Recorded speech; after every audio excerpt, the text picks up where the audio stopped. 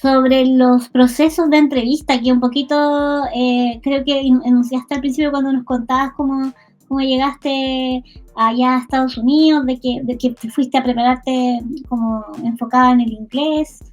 Eh,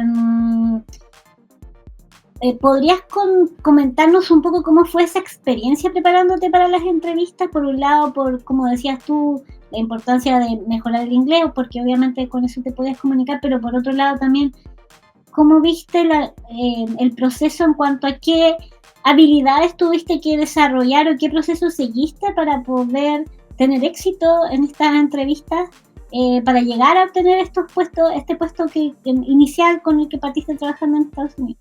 Uh-huh. De hecho, para todo el proceso de entrevista fue arduo. Fallé muchas veces porque fue como un shock, por así decirlo, de entrevista. Son muchas entrevistas. De hecho, primero está la entrevista con la reclutadora, después está la entrevista de código en el mismo momento, que es como el live code. Después, que puede ser un live code o puede ser también una tarea para la casa.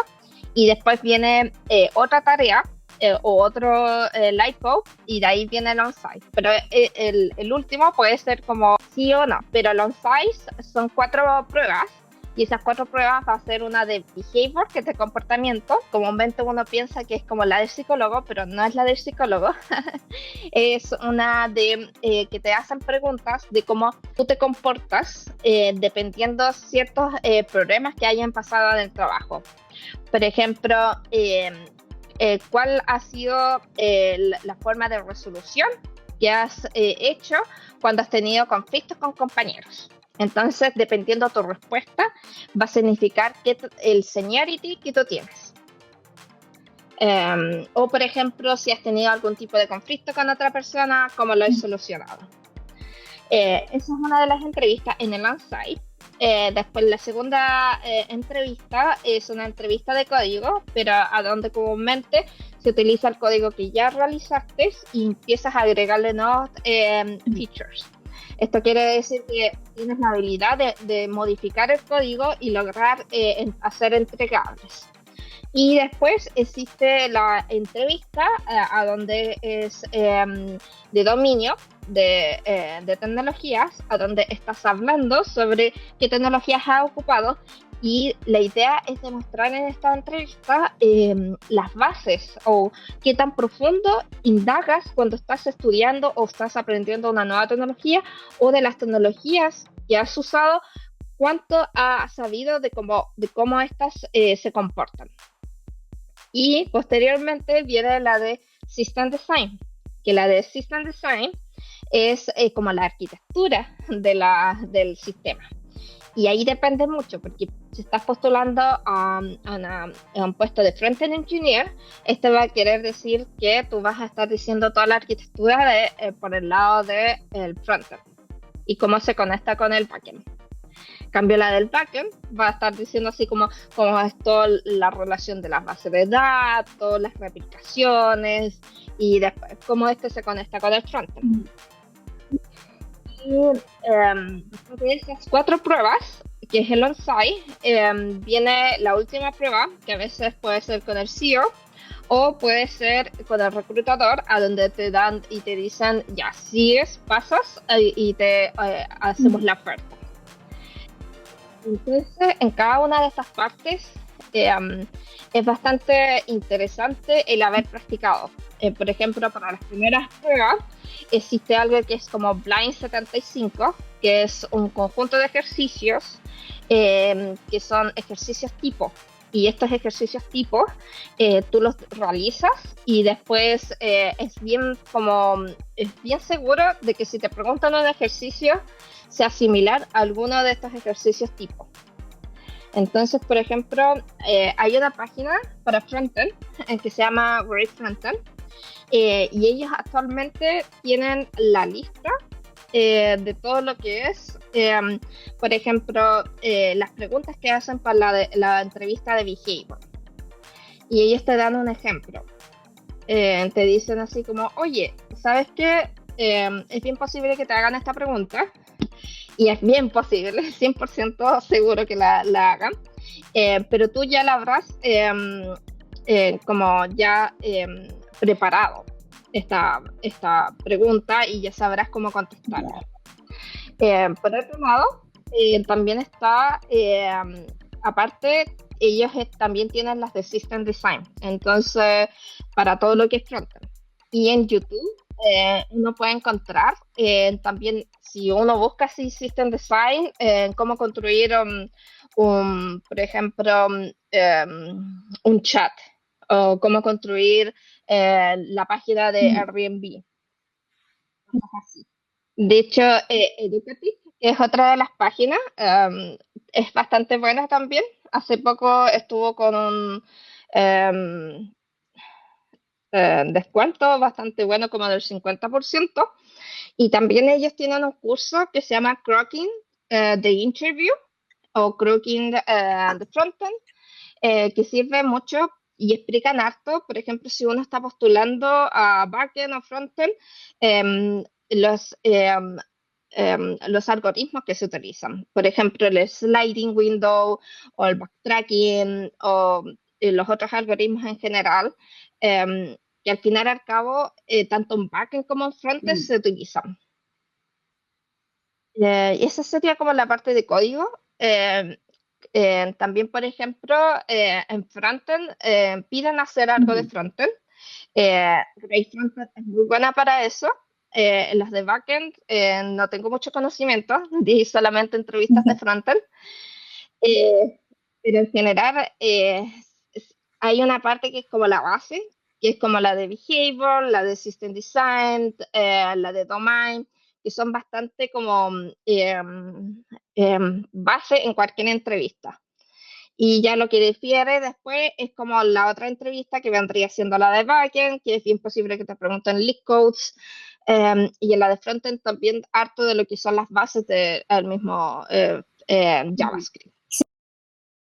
Se van también a frameworks, por ejemplo, React, como particularidades de React o de Angular, dependiendo del framework que les interese a la empresa donde postulan. De hecho, en ese sentido, en esta entrevista de on-site, tú al mencionar así como, no, yo he trabajado en React, esperan que tú también puedas decir como las bases de React, o sea, decir que no se trabaja con fine grain, sino se trabaja con Victor DOM. También que, por ejemplo, cuáles han sido los challenges que tuviste utilizando React, o por ejemplo nombrar alguno de los hooks que encuentras más interesantes, cosas así.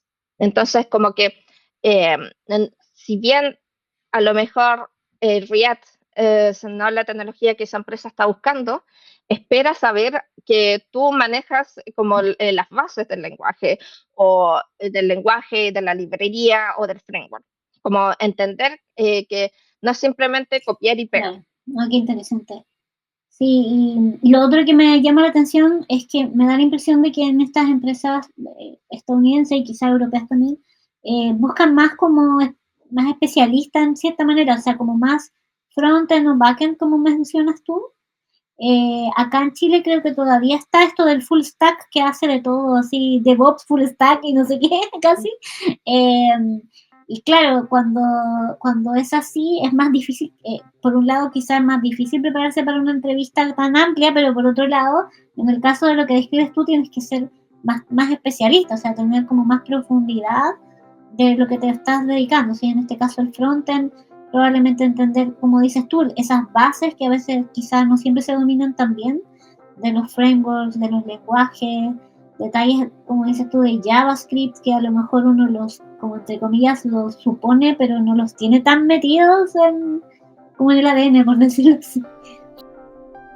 Sí, de hecho pasan hartas cositas porque si bien hay puestos que son bastante específicos como frontend, backend, también hay puestos como de full stack.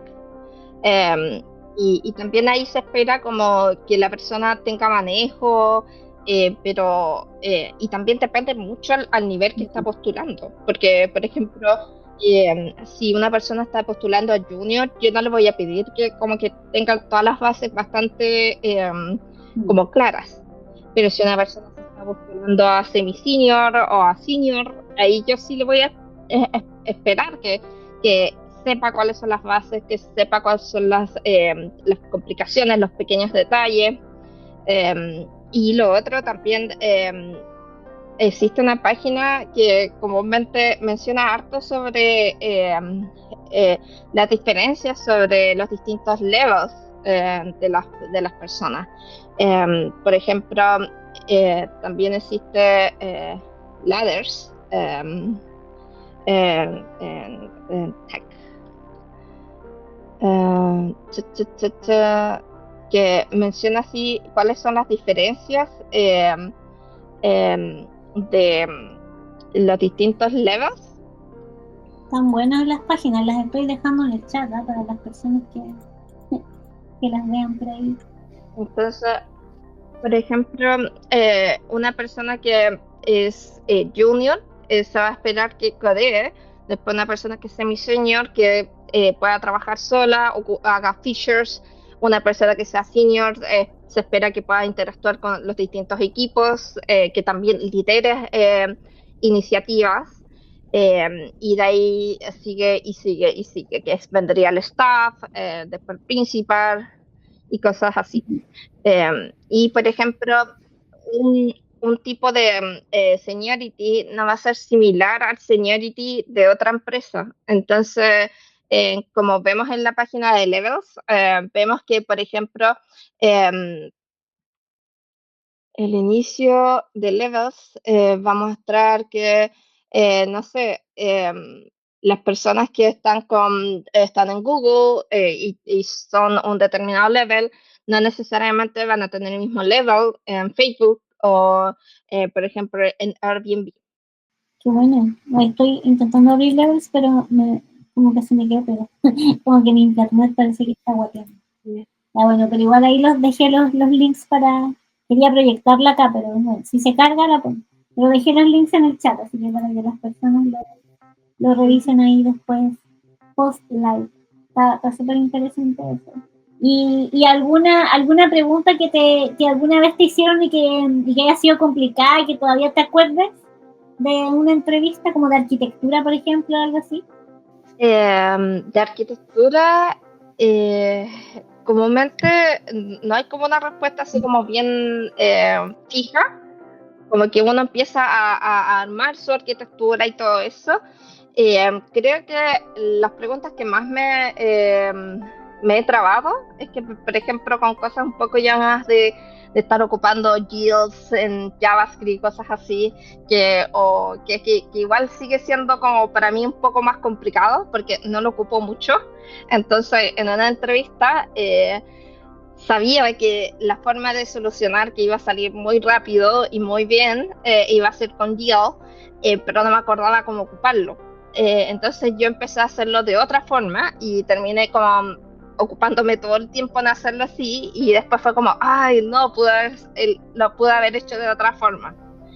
Pero en general, por ejemplo, para frontend, la mayoría de las preguntas uno las puede pillar en Gray Frontend, porque existen estos handbooks que son Cracking the Interview, de como, ya sea el libro, que son como 500.000 páginas, y está sensacional para leerlo y como y ocupar todo ese tiempo, pero también hay otros caminos. Al final y al cabo, uno siempre piensa que hay un solo camino para hacer las cosas. Y uno tiene que buscar el camino que más se acomoda como a las cosas que que uno se siente más cómodo. Entonces, igual ahí como que me hace acordar mucho un libro que es chiquito, que es un libro que es como, habla sobre como el system design, pero este libro es bastante cómodo, porque son de 100 páginas y te habla sobre cómo trabajar, como por ejemplo con las bases de datos. cuando es demasiado gigante. Entonces existe un método que se llama sharing. Entonces que tú vas dividiendo la base de datos y por ejemplo, ahí puedes como lograr tener con mayor velocidad el registro.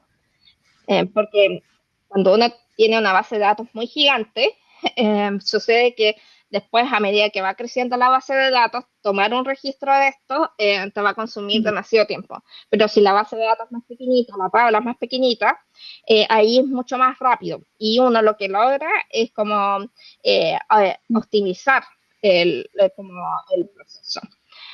Entonces, en general, sí, me he topado con harto ejercicio. De hecho, me acuerdo que cuando empecé a hacer entrevistas, la primera entrevista que tuve de código, el Light Code, me fue terrible. Así como que no sabía, como que estaba tan nerviosa que se me olvidaban incluso las teclas del teclado y yo estaba así. Y después el entrevistador como que me pregunta así como, ¿has trabajado, cierto? Y yo así como, sí, he estado 5 años trabajando. Y igual como que, ¿cómo lo hacías, por ejemplo? Porque a veces uno da una entrevista y se queda como con una impresión, pero un poco pensando en lo que conversabas hace unas semanas con Camila de Coding Chickens, decías que fuiste aprendiendo como de tus entrevistas, ¿no? Ibas guardando un registro, grababas algo, tenías como, no sé, por decirlo, un cuaderno donde ponías como, ya, aquí esto fue bien, esto fallé, no sé, ¿cómo fue como tu sistema para como ir auto mejorándote para las entrevistas? Yo en general tengo un Notion a donde tengo todas las empresas a las que voy postulando y por ejemplo fui anotando ahí qué ejercicios hice, por ejemplo qué preguntas me hicieron, cómo me sentí, qué pude haber dicho mejor. Por ejemplo, gracias a un amigo también que me comentó que él tenía como un interview helper, que es a donde él ponía como por ejemplo su about me, así como explica quién eres tú, cuáles son los valores de la persona, cuáles son, por ejemplo, las cosas que le motivan, las cosas que no, las cosas que son buenas, los highlights y todo eso. Entonces, yo después con eso, con ese interview helper, lo que hacía era tomar los valores de la empresa, los mezclaba y podía hacer historias a donde resaltaban los mismos valores que yo tenía y que coincidían con la empresa. Entonces, después empecé a mejorar eso. Otra de las cosas que fui mejorando era que, por ejemplo, cuando postulaba para una empresa y pasaba a la primera entrevista que era con la recruiter, empezaba a buscar información de la empresa. Decía ya, en Glassdoor hay muchas personas que mencionan cómo fue la entrevista que ellos dieron. Y a veces dicen los ejercicios. Si bien no los dicen todos en su completitud, uno puede sacar una idea y puede estudiar o darle más prioridad a esos ejercicios.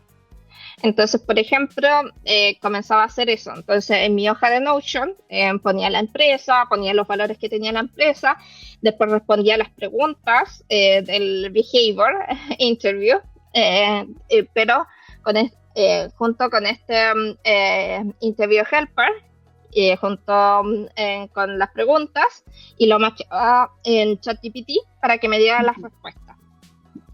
Y yo veía si tenían sentido para mí esas respuestas, si no las modificaba. Entonces, ya después ya yo iba con con la idea ya más concisa o con la idea más resuelta de lo que iba a responder.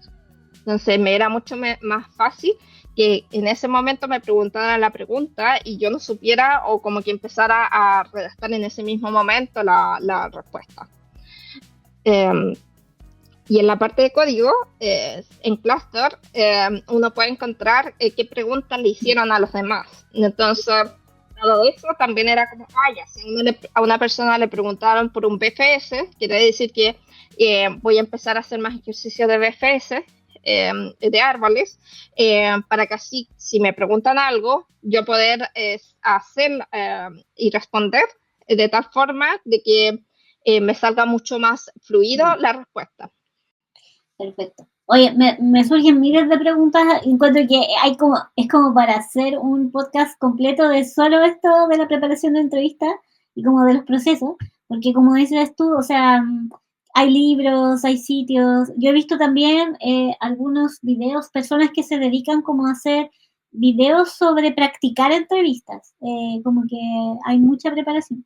Sin embargo, quería aprovechar el tiempo que se nos va acabando, aún nos queda un poquito, para preguntarte un poco más de tu experiencia ya pasando la entrevista, cuando ya empezaste a trabajar allá, un poco de ¿cómo ha sido lo que tú has visto o lo que tú has experimentado en cuanto a inclusión de mujeres en tecnología en tu entorno laboral actual? ¿Y cómo lo viste como en diferencia con lo que viste en Chile? Y también, un poco quizá pregunta un poco larga, pero ahí la podemos ir separando, ¿cómo eso tú lo has ido asociando con tu trabajo en los voluntariados, en las comunidades donde participas? Porque entiendo que eso para ti es algo súper importante también, o sea, para conocer un poquito más de eso. ¿Qué nos puedes contar ahí? Sí. De hecho, la brecha entre mujeres y hombres en tecnología sigue siendo bastante alta. Si bien existen estos programas como Women Time Maker, Women Who Code, que permiten que más mujeres se puedan insertar dentro del campo laboral, aún sigue siendo muy bajo la cantidad de mujeres que hay en tecnología. Y eso hace que sea como para poder tener representatividad o para poder sentirse uno parte de algo, necesita representatividad. Entonces, si uno no ve mujeres en cargos altos o no ve mujeres siendo desarrolladoras también, es muy difícil poder sentirse parte de algo. Entonces, yo siento que una de las mejores cosas es poder inculcar a las chicas en edades a donde ellas aún son pequeñitas el hecho de que por ser mujer no hay límites. Por ser mujer no quiere decir que hayan ciertas carreras que estén vetadas para ellas o que ellas no pertenezcan.